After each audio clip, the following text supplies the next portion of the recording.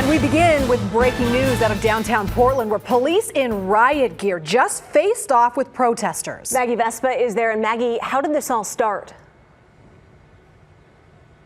Yeah, hey, Steffi. Actually, we've moved now to the Justice Center downtown. You can see police in riot gear showing up here as well. Don't Shoot PDX protesters are here. They showed up and came to this part of downtown after burying 17-year-old Quanice Hayes. We're going to pick up our live unit here and shift over to the right to show you what's actually going on. So we apologize if the signal breaks up a little bit.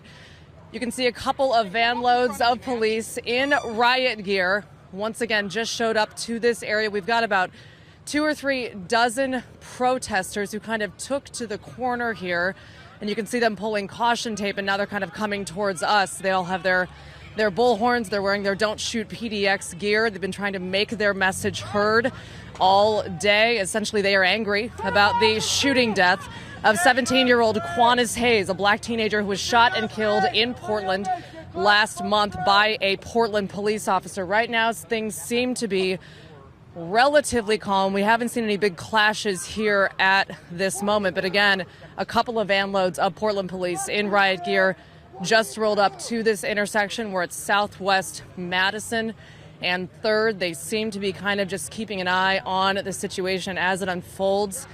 At this point, I think we're going to want to show you some video of what happened earlier today, a similar scene that happened, as you mentioned, over at the Portland building. Again, protesters came today from burying 17-year-old Quanice Hayes. They marched through several and shut down several intersections at downtown. Quanice's grandmother was set to speak at the city council meeting earlier today. When she got there, though, after these protests kind of again unfolded through downtown, protesters were blocked from entering the building.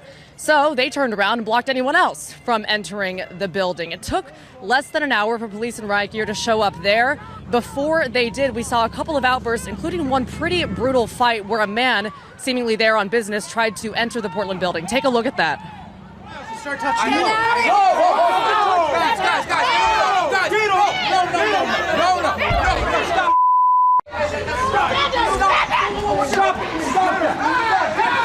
No, stop.